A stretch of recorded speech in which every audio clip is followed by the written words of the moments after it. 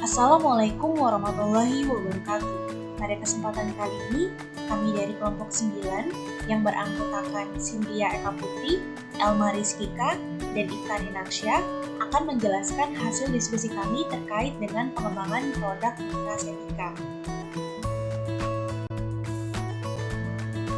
Pada kasus satu ini, bagian marketing ingin memasarkan produk suplemen kesehatan yang mengandung vitamin D dan vitamin K2.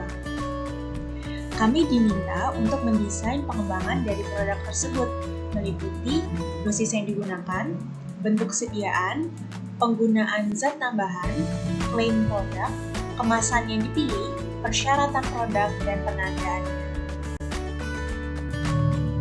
Berikut adalah desain produk suplemen kesehatan yang kelompok kami akan kembangkan. Suplemen kesehatan ini mengandung vitamin D yang mana lebih spesifik kami memilih menggunakan bentuk vitamin D3 karena telah teruji efektif dalam tubuh manusia dibandingkan dengan bentuk vitamin D lainnya. Selain itu, sebagian besar suplemen vitamin D di pasaran menggunakan bentuk vitamin D3. Pada suplemen ini juga disertai dengan penambahan vitamin K2. Adapun nama produk yang kami usulkan yaitu Suplemen Vitamin D3 plus K2. Dosis dari produk ini adalah 400 international unit vitamin D3 dan 30 mikrogram vitamin K2. Dengan bentuk sediaan yang kami pilih adalah bentuk soft gel atau kapsul cangkang lunak. Pemilihan bentuk sediaan ini dikarenakan bentuk sediaan soft gel yang memudahkan konsumen dalam menelan suplemen, dapat meningkatkan absorpsi sediaan dalam tubuh, sekaligus mampu melindungi bahan yang terdapat di dalam soft gel dari reaksi oksidasi maupun degradasi, sehingga dapat meningkatkan stabilitas sediaan. Zat lainnya yang ditambahkan dalam produk suplemen ini, diantaranya minyak biji bunga matahari sebagai bahan pengisi. Penggunaan minyak biji bunga matahari ini juga memiliki berbagai kandungan nutrisi yang relevan dengan vitamin D3 dan K2, yaitu menyembuhkan luka, meningkatkan sistem imun, serta menjaga kesehatan jantung. Selain itu, ditambahkan juga komponen penyusun cangkang kapsul yang terdiri dari gelatin sebagai basis polimer, gliserin sebagai plasticizer yang memungkinkan soft gel menjadi elastis dan lentur, serta air purifikasi yang berfungsi sebagai solvent. Berdasarkan dari pertimbangan dosis yang digunakan, maka klaim dari produk ini diantaranya mampu menjaga kesehatan tulang dan gigi, membantu mempercepat penyembuhan luka, meningkatkan penyerapan kalsium ke dalam tulang, membantu meningkatkan kekuatan otot, membantu meningkatkan sistem imunitas tubuh, serta membantu menjaga kesehatan jantung dan pembuluh darah. Untuk persyaratan dosis maksimal harian yang diatur dalam BPOM, untuk vitamin D yaitu sebesar 400 UI dan untuk vitamin K yaitu sebesar 0,12 mg. Sedangkan dalam komposisi produk kami yaitu untuk vitamin D3 sebesar 400 IU dan vitamin K2 sebesar 30 mikrogram, di mana kedua komponen ini memenuhi persyaratan dosis maksimal harian. Persyaratan kadar sesuai dengan Farmakope Indonesia untuk kolekalsiferol mengandung tidak kurang dari 97% dan tidak lebih dari 103% vitamin D. Sedangkan untuk vitamin K2 dalam BPOM mengacu pada vitamin K, sehingga untuk persyaratan kadar sesuai dengan Farmakope kami juga mengambil persyaratan kadar pada vitamin K1, di mana persyaratannya yaitu mengandung tidak kurang dari 97% dan tidak lebih dari 103% vitamin K. Untuk persyaratan waktu disintegrasi pada kapsuluna yaitu harus kurang dari sama dengan 60 menit.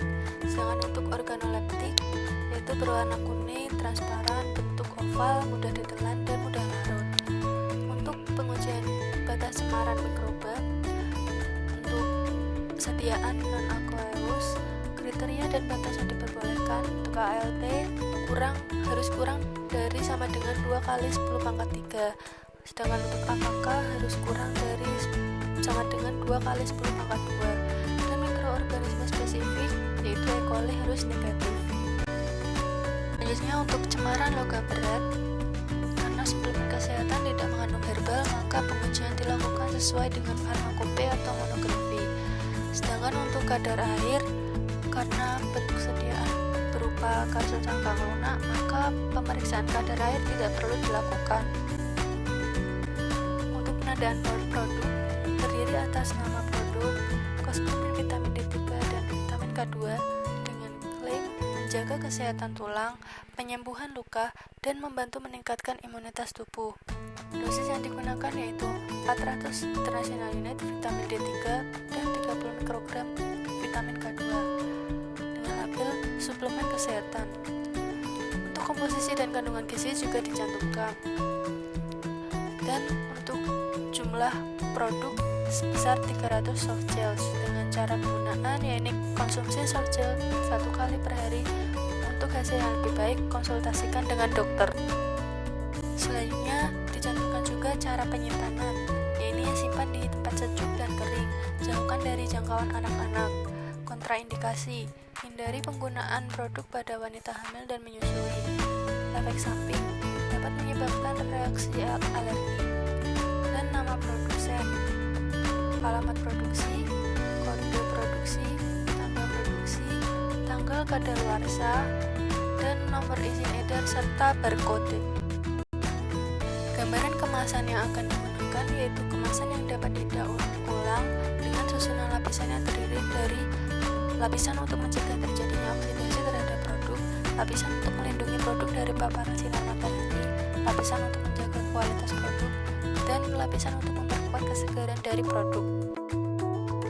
Berikut merupakan desain kemasan produk yang telah kami buat, di mana untuk kemasan depan terdiri dari nama produk, desain produk, dosis, klaim, dan jumlah produk. Sedangkan untuk kemasan belakang terdiri dari nama produk, bentuk sediaan, dosis, klaim, cara penggunaan, komposisi bahan tambahan, nama produksi dan tanggal produksi, serta barcode. Pada kasus 2, terdapat produk dengan nutrition fact yang terlampir pada gambar yang akan didaftarkan ke BPOM sebagai produk suplemen kesehatan. Apakah produk tersebut dapat diterima? Berdasarkan Surat Peraturan BPOM Nomor 11 Tahun 2020 tentang kriteria dan tata laksana registrasi suplemen kesehatan, kandungan yang tertera dalam produk harus sesuai dengan vitamin, mineral, asam amino, dan bahan lain yang diizinkan untuk digunakan dalam suplemen kesehatan beserta dengan batas konsumsi maksimum hariannya. Apabila kandungan produk melebihi batas maksimum seperti yang tercantum dalam lampiran 11, maka produk tidak dapat diregistrasi. Berdasarkan hasil perbandingan antara komposisi produk yang akan didaftarkan dengan Surat Peraturan BPOM Nomor 11 Tahun 2020 pada lampiran 11, didapatkan adanya beberapa produk yang kandungannya tidak sesuai. Adapun kandungan yang tidak sesuai yaitu yang pertama, pada kandungan vitamin D, yang mana dalam produk terkandung 1000 international unit, sedangkan batas konsumsi maksimum hariannya hanya sebesar 400 international unit. Yang kedua, yaitu pada kandungan niacin, yang mana dalam produk terkandung 20 mg, sedangkan batas konsumsi maksimum hariannya hanya sebesar 15 mg. Selain itu, dalam produk yang akan didaftarkan terdapat juga kandungan klorida, yang mana kandungan tersebut tidak terdapat dalam kandungan yang diizinkan untuk digunakan sebagai suplemen kesehatan dalam lampiran 11 Peraturan BPOM.